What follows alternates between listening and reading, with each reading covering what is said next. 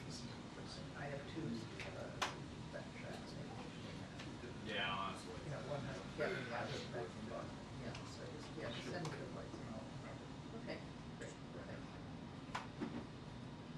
Yeah, I saw that, Okay, very good, thanks, okay.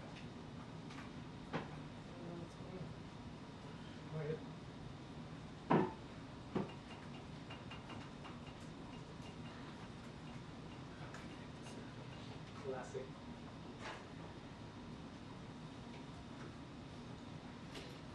So you remove Nothing much. no. Let's get to know things here in the church.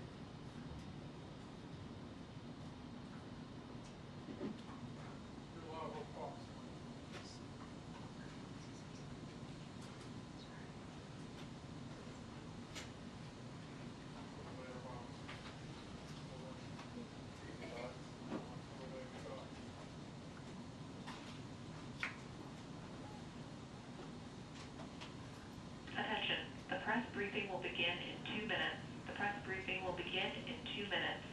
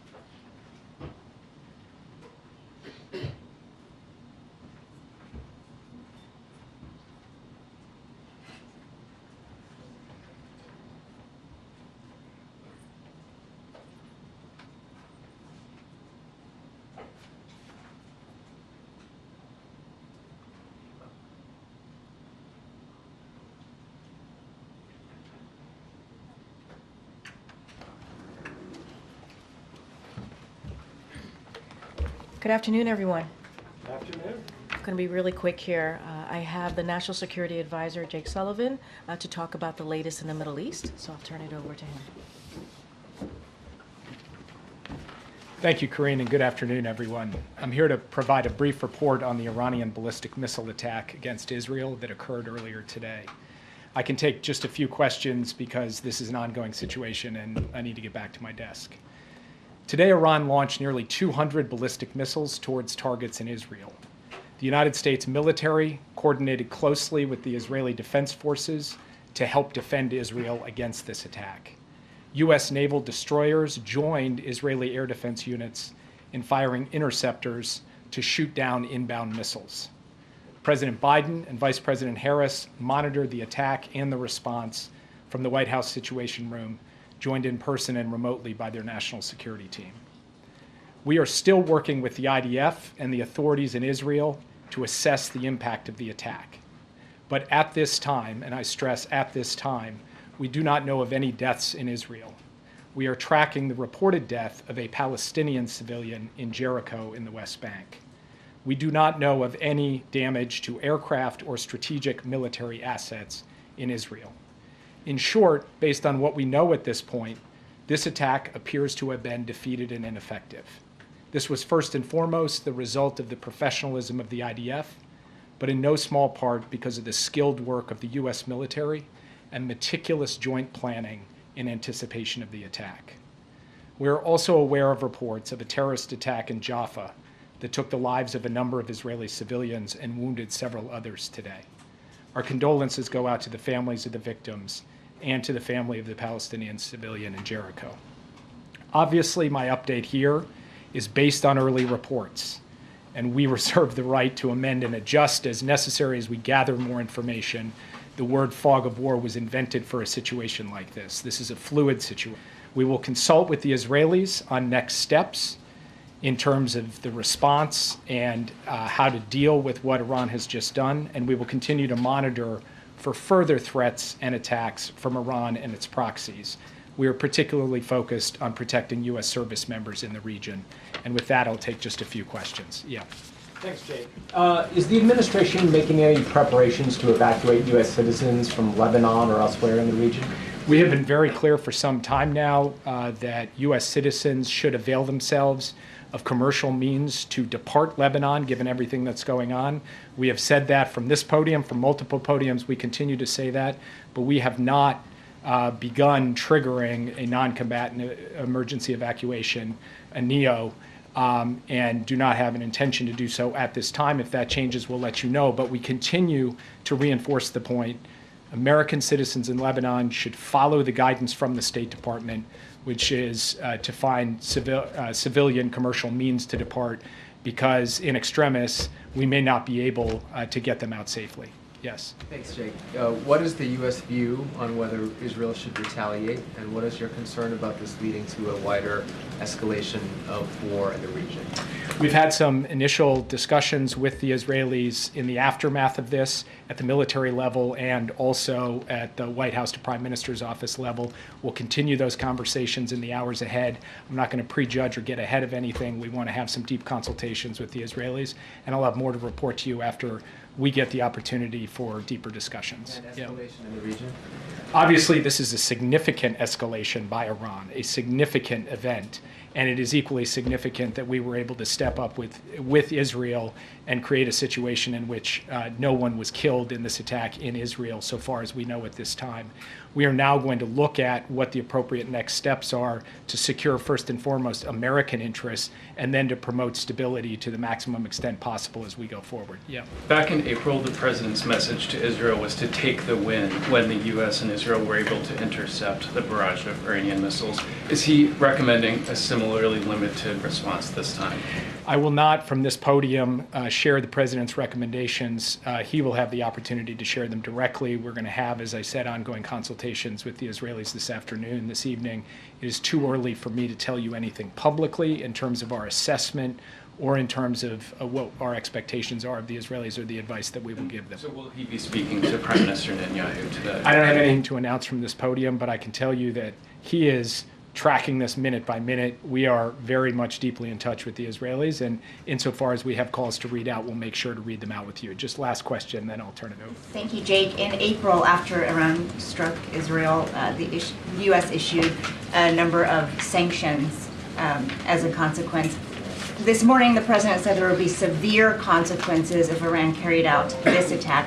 What are those consequences, and are they more severe than sanctions? Totally legitimate question, and that answer will come based on the conversations and consultations we have with our Israeli counterparts.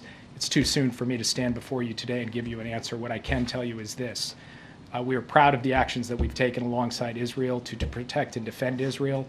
We have made clear that there will be consequences, severe consequences for this attack, and we will work with Israel to make that the case. Thank you very much. Thank you. Thank you, Jake. Thank you, Jake. Okay, on to the rest of the programming here. This morning, President Biden was briefed by his Homeland Security Advisor, Liz Sherwood-Randall, on the latest impacts of Hurricane Helene, and this afternoon he will receive an interagency briefing on the Hurricane Helene response and recovery efforts. At the President's direction, the Biden-Harris administration continues to use every tool available to get assistance and resources to the communities that need them the most. Yesterday, the President approved a major disaster declaration for Georgia, which will unlock additional assistance to help those recovering. This is in addition to the major disaster declaration swiftly approved by the President following requests from North Carolina, South Carolina, and Florida, as well as requests for emergency assistance across 7 states. Tomorrow, the President will travel to Raleigh, North Carolina, where he will visit the State Emergency Operations Center to meet with local officials and also first responders. And the Vice President will travel to Augusta, Georgia tomorrow, and will then head to North Carolina in the coming days. As of today, thousands of personnel from across the federal workforce are deployed in supporting state-led Hurricane Helene response efforts across the 6 affected states, including over 1,200 personnel in North Carolina. Still, there is more work to be done, and the Biden-Harris administration will be there for these communities every step of the way. Now, as you can see, we also have Secretary of Homeland Security, Alejandro Mayorkas. Thank you, Karine, and good afternoon. Before standing at the podium, I was at FEMA's National Operations Center being briefed by our personnel as well as state emergency personnel. I thought it very moving and very telling that North Carolina's Emergency Management Director described Hurricane Helene as catastrophic and noted the fact that numerous towns situated along the river had virtually disappeared, had been completely destroyed. In fact, Hurricane Helene is of an historic magnitude. This many states hit this hard. The wind field of the hurricane stretched 350 miles from its center. More than 100 fatalities have been reported, hundreds and hundreds of homes and businesses destroyed. Our hearts break for those who have lost loved ones, and we pray for the swift assistance and rescue of those who are currently missing. We are in different phases of a post-hurricane environment depending on the state and the location within the state. In some areas, we are still in search and recovery, search and rescue operations. In others, we are, in fact, in the response and recovery phase. I thought I would give you some of the latest statistics based on the briefing that I received. And I should say that these numbers are, as you can all well understand, quite dynamic and fluid. They change minute by minute and hour by hour. But just as devastating as the hurricane has been, the response of federal, state, and local authorities has been extraordinary. We have more than 2,000 federal personnel dedicated to this effort. On the ground, we have more than 1,200 urban search and rescue personnel. FEMA staff deployed, over 1,200. Karine mentioned the major disaster declarations and the emergency declarations previously issued. I should note that in the 6 states most severely impacted, the emergency declarations were issued before the storm hit, and we had thousands of personnel dedicated there. We have delivered more than 2.6 million ready-to-eat meals and more than 1 million liters of water. At its peak, there were 5.1 million customers without power. We have reduced that amount, and not just the federal government in support of the state and local authorities, but working very closely with the power companies and the other utilities. We've reduced that number of customers without power by 3.8 million people. And so the operation is very, very significantly underway. We are working in support of our state and local partners. This is an all-of-government, frankly, all-of-community effort. And with that, I'll take some questions. With regards to how many were unaccounted for, yesterday Liz said about 600 were unaccounted for. Do you have an updated number on that, Mr. Secretary? We do not have an update, but that work is still underway. And I know, for example, within the Department of Homeland Security, the Coast Guard has recently rescued approximately 21 people through their patrols. And there was also discussion yesterday on whether resources may have been better pre-positioned in other parts of the country. There were many assets in the Big Bend region of Florida, some in North Carolina, but should the government have pre-positioned more in the North Carolina area? Well, we actually pre-positioned our personnel, and state and local personnel were pre-positioned in all 6 of the most heavily impacted states. This is an historic hurricane. It reached not only industrial areas, but of course, as we also poignantly see, rural areas as well. Yeah, thanks, Karine. Liz yesterday, focusing on the pre-positioning here before the storm, said that it was focused on the Big Bend region of Florida. So what pre-positioning was taking place there that wasn't taking place in the North Carolina, Western North Carolina area? Remember that the pre-positioning of assets, to include personnel as well as equipment and the like, also depends on the terrain and the access points. And so we pre-position where we think the impacts are going to be greatest. And we have seen the impacts hit mountainous regions that are inaccessible. We now have roads destroyed. There is a significant amount of mud. We understand that people are still situated in the mud, and therefore we cannot undertake debris removal until we are assured that the search and rescue operation has been completed. We have to be very careful about the lives that still can be saved. Well, what sorts of things were done in North Carolina before the storm came? Like, what was the federal presence there, emergency-wise? I don't have the specific numbers of the personnel already situated, but we can get you that data. Thank you, Secretary. Despite all the proactive things that the federal government did and its response, the sentiment, according to my colleagues on the ground from people, is that the federal government is not doing enough to help. Where are they? Where is the help? What is your message to those people? I would say the following, that we are there and we will continue to be there, and we will reach the most difficult to access locations. We are relentless in our efforts to ensure the safety and security of all. And as Karine pointed out, we will be there for the long haul as well. And I must pay tribute to the heroic men and women, not only of the Federal Emergency Management Administration, but throughout the federal government and throughout the state and local enterprise. Thank you, Secretary, for talking about electric power. I'm curious about the status of cell phone service, as the Associated Press is hearing reports that people are having a tough time using their cell phones, being able to make calls, even reach you. Yes. What are you doing, and what is the status of that right now? In fact, communication has been difficult in a number of areas, if not impossible. A great deal of infrastructure has been demolished. We are working with the private communications companies as well as the FCC to ensure that we can rebuild communication towers. We have, for example, deployed 50 Starlink satellite systems to help with the reconstruction of that infrastructure. You mentioned that there are roads that have been destroyed. There are places that are so hard hit that it's hard to get to them right now. The President mentioned land bridges yesterday and working with the Defense Department. Can you talk about what the effort is right now to get to some of those hard hit areas and what the timeline is looking like to reach the people that are in need there right now? So this is at the President and Vice President's direction, an all-of-government effort.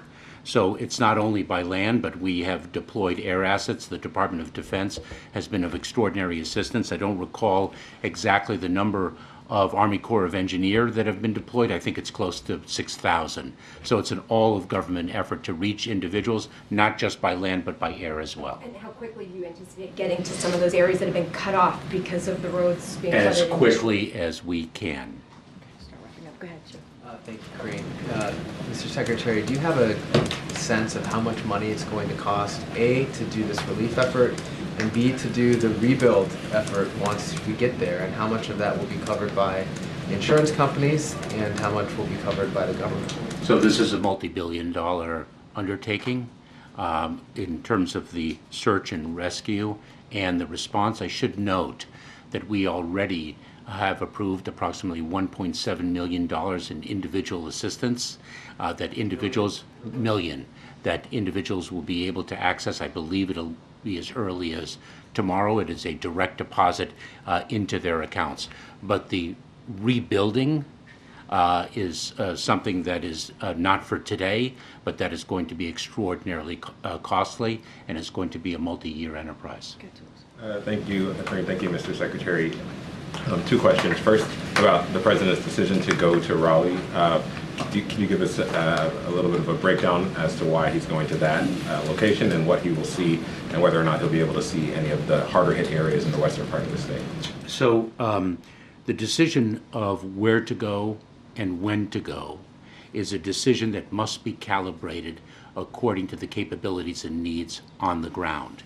And so the President and the Vice President have been quite deliberate to take those sensitivities into account, to work with state and local authorities and ensure that their visit is constructive and not in any way interfering with the urgency of search and rescue operations and the work underway on the ground.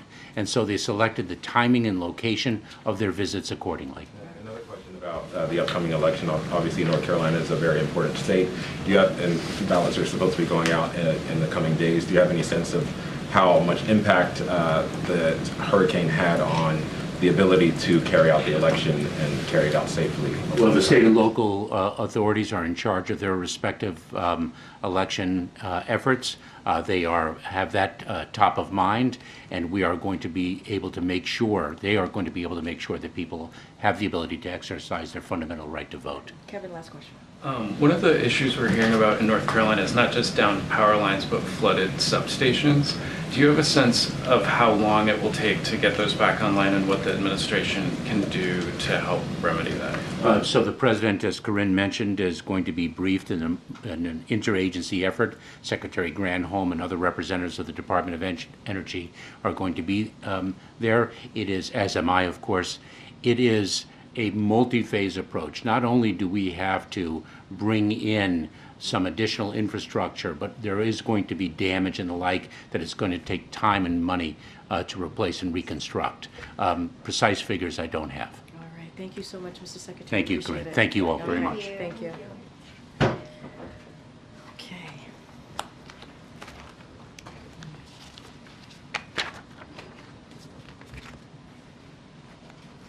I do want to give some stats, some additional stats, so that you all have this.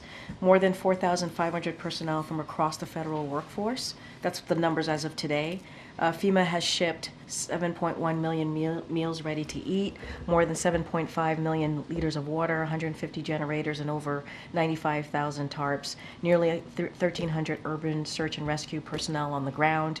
The Department of Defense has 30 high water trucks and 22 helicopters. So just wanted to make sure you guys have that. Those are the numbers as they are today, the most accurate. And I just have one more thing at the top, and then I'll go to Josh to kick us off. So collective bargaining, as you hear us say many times before, is the best way for workers and companies to reach a fair deal, including one that gives workers the pay and benefits they deserve. It's important that both parties come to the table and negotiate in good faith, as we talk about, is what we're seeing with the ports situation. As you saw the president say in his statement earlier today, he has urged USMX to come to the table and present a fair contract to the workers of the ILA that ensures they are paid appropriately in line with their peers. Shippers have made record profits since the pandemic, and in some cases have seen profits grow in excess of 800% compared to their profits prior to the pandemic. Executive compensation has grown in line with those profits, and profits have been returned to shareholders at record rates. It's only fair that workers who put themselves at risk during the pandemic to keep ports open see a meaningful increase in their wages as well. As the president said, dock workers will play an essential role in getting communities the resources they need out of the aftermath of Hurricane Helene. Now, this administration will be monitoring for any price gouging activity that benefits foreign ocean carriers, including those on the USMX board as well. It is time for USMX to negotiate a fair contract with the longshoremen that reflects the substantial contribution they've been making to our economic comeback. And with that, Josh, it's good to see you. Good to see you.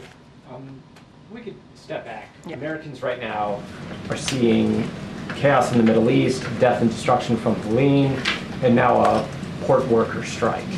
And I'm curious for how worried should people be about what seem to be three kind of unraveling issues, and what is President Biden doing in terms of changing his schedule or taking additional steps to try to reassure them? So look, I think a couple of things here that I would note is that I hope the American people have confidence in this president, someone who has experience, who's been a U.S. Senator, a Vice President, and now President for 3.5 years, to get the job done, to make sure that he has the American people front and center on everything that he does. It doesn't matter if it's foreign policy issues, world issues here in the United States, obviously. And you're right, there are three major events, if you will, happening all at the same time. And this is a president that spent a lot of his time in the Situation Room with the Vice President, getting updates, being hands-on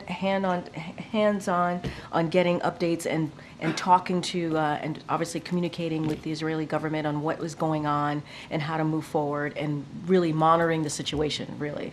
And he and his team have been having regular conversation. Well, his team has been regular conversations with representatives as it relates to ILA, USMX for the past several days, all the way up until yesterday.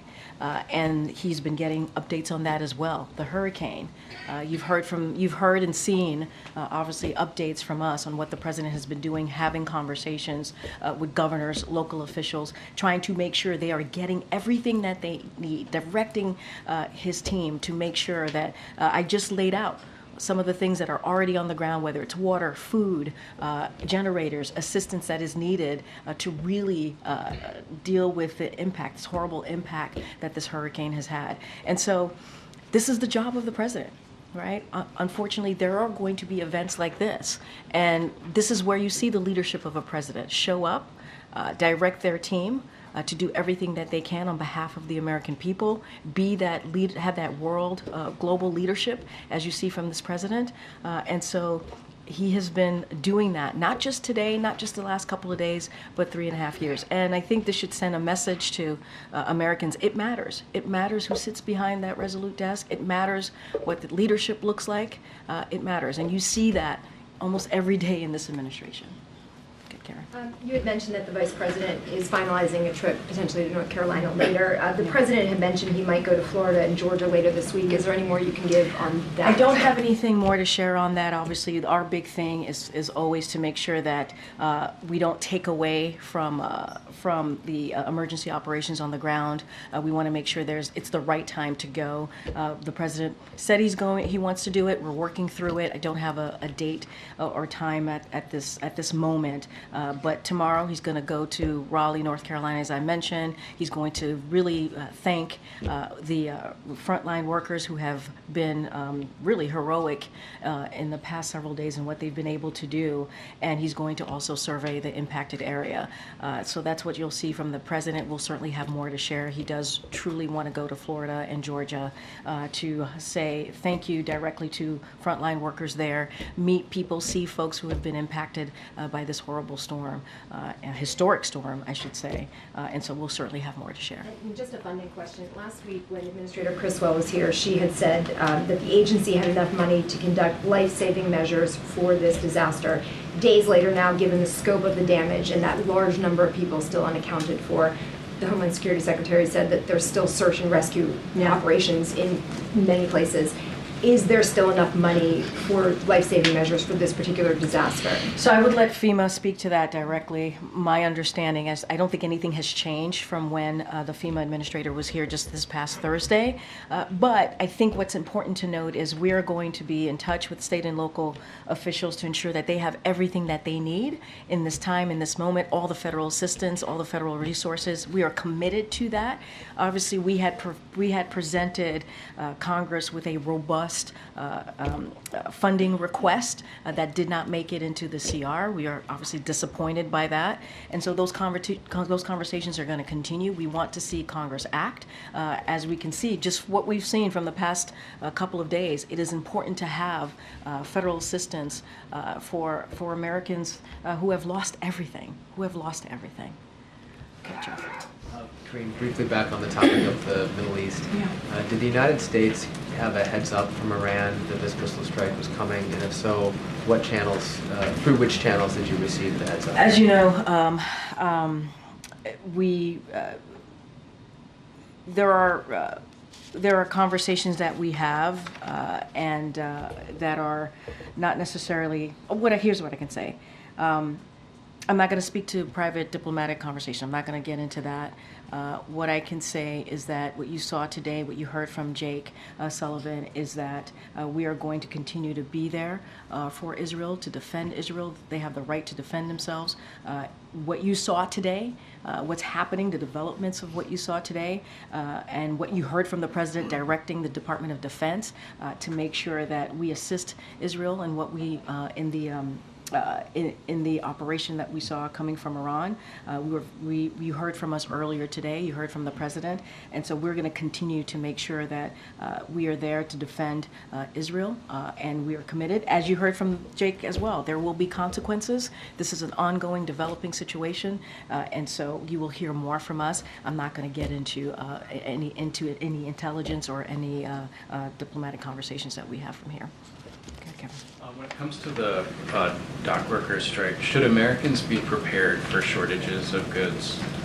So, look, I know that there's been a lot of reporting on that, on the impact that this will have on the economy. And so, look, what we see and how we see this moving forward as it relates to the economy and potential impacts is that we're going to continue closely monitoring the situation. We're going to what this could have potentially on the supply chain impacts, assessing ways to address any concerns if necessary, and the president and the vice president, as I said at the top as well, are being briefed. They were briefed on the agency assessments that show limited impacts on critical consumer needs at this time, including in the important areas of fuel, food, and medicine. And so the president has directed. Remember, he started the supply chain disruption task force very early on to deal with what we saw related to the pandemic. And so they're going to meet every day. This task force still exists. They're going to meet every day and prepare to address potential disruptions if necessary. And so we are engaged extensively with labor industry, state and local officials, ocean carriers, and rail and truck companies, including multiple meetings with retailers, grocers, manufacturers, and agriculture. So this is something, when it comes to the supply chain, as we obviously, as I just mentioned, the president started the task force. We are taking this very seriously, and we're going to monitor this very closely. Okay. Thank you, Karine. Yesterday, when the president was asked whether he was aware of a limited ground operation into Lebanon by Israel, he said, "I'm more aware than you might know." Can you elaborate on what he meant? Did the president play a role in determining the size and scope of that ground operation? No. I mean, this is, when it comes to any military operations that Israel has, IDF, it is for them to speak to. It is for them to come to their determination of what that looks like. What we have been very clear about is that Israel has the right to defend itself against Iran-backed groups, including Hezbollah, Hamas, and the Houthis, and we have always been clear about that. We understand, as I've stated, and I'll give a little bit more today, the Israelis will be conducting limited operations to destroy Hezbollah infrastructure that would be used to threaten Israeli citizens, and this is in line with Israel's right to defend itself and its citizens and safely return their civilians to their homes. So we support that right to defend themselves against Hezbollah and all of Iran-backed groups, and we've been very consistent about that and will continue to be so. And then I know there is a lot going on, but will the president sit down and watch the vice presidential debate tonight? Where, with who? As you just stated, there's a lot going on. There's a lot going on. I mean, the question that I got from Josh moments ago is there are multiple events happening all at once, and the president is going to continue certainly to deal with all of these events on behalf of the American people. Look, you heard from the president just a couple of days ago. He has complete confidence in Tim Walz. I'm going to be really mindful, because it is a campaign event. I'm just going to leave it there. Is he going to watch? He's going to be very, very busy, continues to be very busy with all of the events happening today, but he has complete confidence in Tim Walz. Thank you. Okay. You spoke about wages earlier. Can you talk about the president's view of the ILA's push to put restrictions on automation? That's a major sticking point in those negotiations. Look, what I will say, I'm not going to go point by point with what they're negotiating. We believe it is important that workers get a fair pay and also benefits. That's what they deserve. I just laid out what the shippers were able to do. Right? They were able to regain their profits. Some of it in excess of 800% since the pandemic. Right? Executive compensation has grown in line with those profits, and profits have been returned to shareholders at record rates. And so, ILA, these workers deserve to get paid what they're worth. They deserve that. They put their lives at risk during, they worked, they had to work during the pandemic to keep ports open. That was not an easy thing to do. They put themselves at risk, and so now they deserve fair wages. Yep. Anything particularly about technology? They're concerned that I hear the question. I'm not going to get into specifics here. What we believe is that they should get their fair wages and benefits, just like their peers, and so we believe that collective bargaining is the way to go. Both sides need to continue to have conversation and do that in obviously in a way that leads to a way that workers get their fair share. Just a question on tomorrow's travel. Why isn't Harris traveling with Biden since she will be going to North Carolina, as you said, in the coming days? Well, she's going to Georgia. So the president's going to do North Carolina, South Carolina, and she's going to go to Georgia. So I think it was a way to make sure that we cover all fronts, and then she'll go to North Carolina in upcoming days. Thanks, Karine. So on the port strike, so with the rebuilding of North Carolina, South Carolina, and Georgia, isn't it a bad time to have supplies stuck at 36 ports as of right now? So how long then until the president decides he should step in this strike? So a couple of things. According to FEMA, the strike is not impacting the relief of recovery efforts at this time because supplies were pre-positioned. You heard the FEMA administrator mention this just last week. You heard that from the secretary just moments ago. So any specifics on that, obviously, I would refer you to them. Look, we have a supply chain disruptions task force. They're going to be monitoring the situation. There's a reason why the president put that together to assess the supply chain, and so they're going to be there to work with any potential disruptions. But in your question to me about when is the president going to be involved, the president's message has been very clear. I just laid that out for one of your colleagues. We've been very clear when it comes to these types of moments here, that labor, when it comes to negotiating, there needs to be collective bargaining is incredibly important. Workers need to get their fair share. They need to get what they deserve, pay benefits, wages. It is important that happens. The president's going to continue to be regularly briefed, and we are urging USMX to come to the table to present a fair proposal to ILA. So Taft-Hartley is off the table indefinitely. I've spoken to this. This is not. We have not used Taft-Hartley, and we're not planning to. One quick one, if I could, on Iran. So Iran, obviously, we saw what happened today. They've also have an active plot to assassinate one of the candidates in the U.S. election, which could be seen as a direct election interference. Is there any talk of consequences for Iran in terms of limiting their revenue, going after their oil exports? So look, you heard Jake speak to this on what there will be consequences. You heard Jake say this. This is an ongoing situation. He had to get back to his desk to make sure that he continues to monitor what's happening, occurring, having conversations with his counterparts as well in Israel. But this administration has not lifted a single sanction on Iran. We cannot forget that. Rather, we continue to increase pressure. That's what we have seen. Our extensive sanctions on Iran remain in place, and we certainly will continue to enforce them. And you heard from the National Security Advisor. You heard what he said today. But Iran's oil exports have reached record levels now. One report showing 3.2 million barrels per day, according to OPEC. That's about $90 billion a year. So when do we cut off that revenue? We have not lifted a single sanction. If anything, as I said moments ago, we increase pressure. That's what we have been doing. You'll hear more from us. Jake was very clear when he was here at the podium about consequences, and so I'm gonna let that be for now. Okay. Thanks. 6 months ago, the Vice President was in Los Angeles when Iran conducted its first wave of strikes. And the Vice President joined virtually when she joined the National Security Team for a briefing that day. Today, she's the nominee. She was in the Situation Room.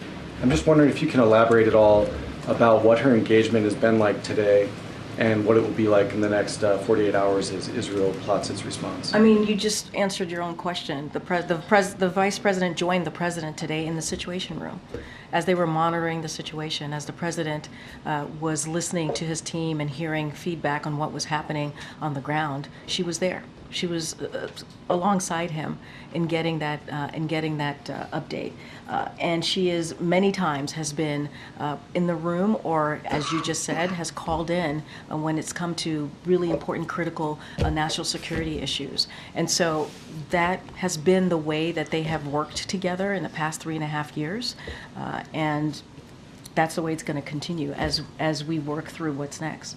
Does it make any difference, though, participating virtually versus being here in person today? No, I wouldn't say there's a difference. The point is she's in the room.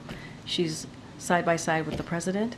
She's getting an update from the National Security Team and others. That is part of his team on these important issues as we talk about foreign policy and what's going on in the world.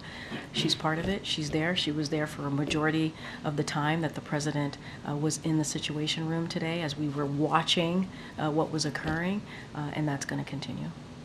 Okay. Thanks, Karine. The President walked the picket line last year with auto workers in Michigan, which is a swing state. Why not walk the picket line here? So look, I think the message has been really clear. It really has, on what the President wants to see.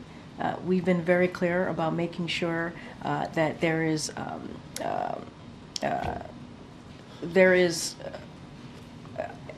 a way that these workers get their fair pay, right? Get their wages. And the President's team has been having these conversations, Secretaries Buttigieg and also Secretary of the Department of Labor and also NSC Director Lael have been having regular communications, and we've made our message really clear on collective bargaining, how important it is, and how USMX needs to come to the table and present a fair proposal to ILA. Outside of that, I don't have anything else to share, but I think we've been loud and clear on what we want to see. and what we believe the workers deserve. Has the administration been as involved in this strike as it was during the UAW strike? So let's not forget there's been multiple strikes, right, over the last 3.5 years, and we've been pretty consistent and pretty steady.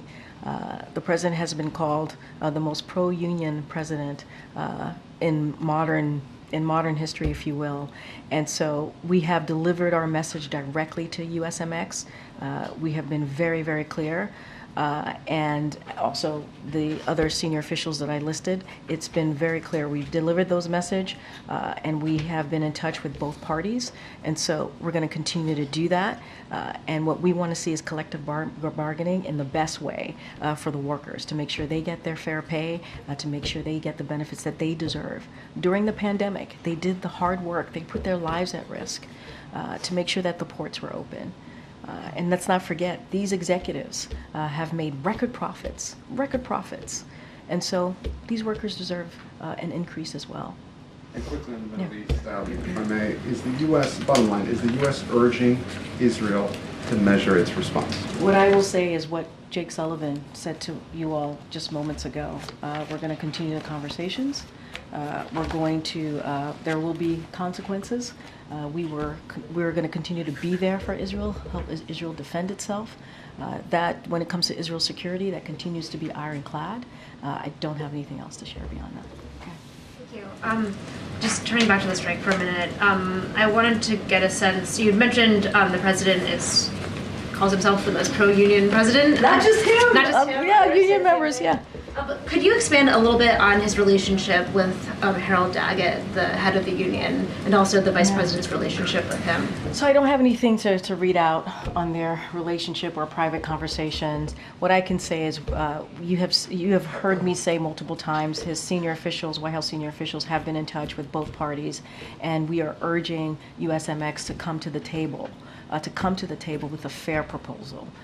We cannot say this enough. We believe that these workers deserve a fair pay, they deserve benefits, and that meets the level of their peers.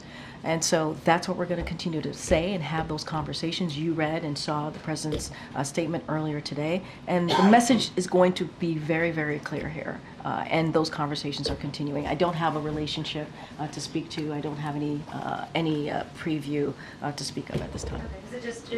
Can you say that they have actually spoken to each other, though? I know. I'm saying I don't have anything to read out. I don't have anything for you at this time. Okay. And then just sort of related to that, you sort of made a very clear point that in the sort of immediate days here, many experts say there isn't an immediate impact that consumers will feel.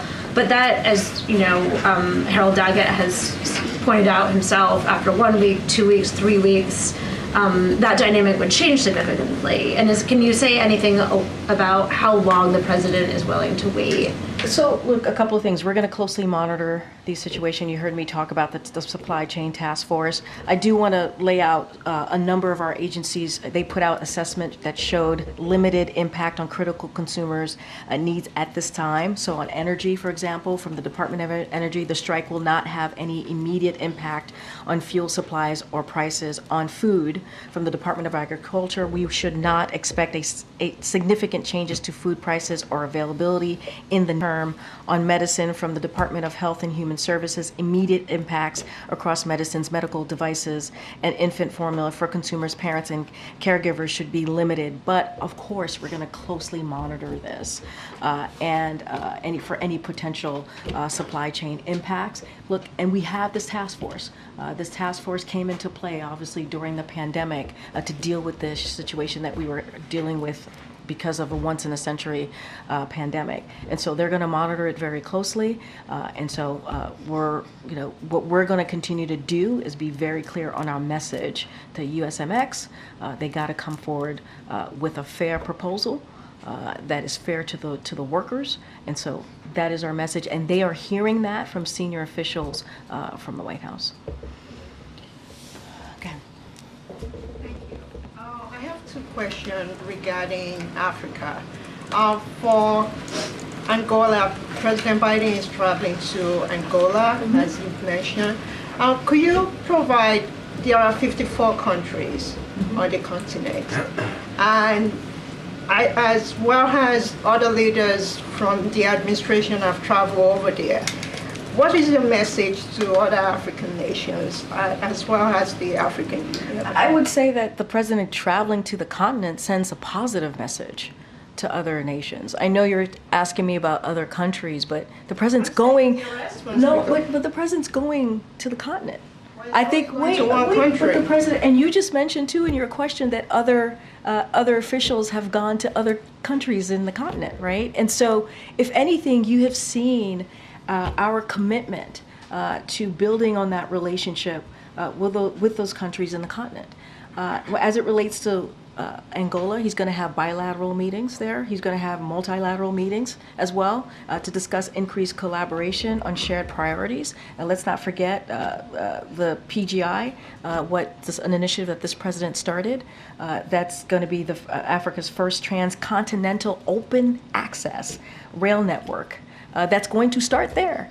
So I think if you think about it, what the president has done this past 3.5 years, going to Angola, is a connecting factor in this key initiative, the PGI. Right, we're talking about a historic effort in this open access rail network, and so that's going to be a big deal for everyone, every country in the continent. And so, if anything, this shows the president's commitment. And he said he was going to go. He's keeping that commitment. But it's not just that. He wants to make sure that we're advancing cooperation with the continent when it comes to the economy, right? When it comes to technology. And so that's what you're going to see from this president. My other question is, today is Nigeria's Independence Day. Do you guys have any remarks or any statements? I will talk to the National Security Council. I don't have anything to share with you at this time. Okay, all right. Go ahead, back in the back. Yeah. Ahead of tonight's debate between J.D. Vance and Tim Walz, there are reports that VA staffers have accessed their medical records at the VA. Would say that one more time. I missed that. Okay. There are reports that VA staffers have accessed the medical records of J.D. Vance and Tim Walz, as there's rising interest in them as part of the election. Is that acceptable? There are medical records that were accessed by VA staffers on their medical records when they were of J.D. Vance and Tim Walz. Okay. Is that acceptable? This is the first I'm hearing about this, so I have to get some more information on that. This is literally the first time I'm hearing about this. So let me get back to you because I need to get the full context of that question. All right, everybody. Thank you so much. Thank you.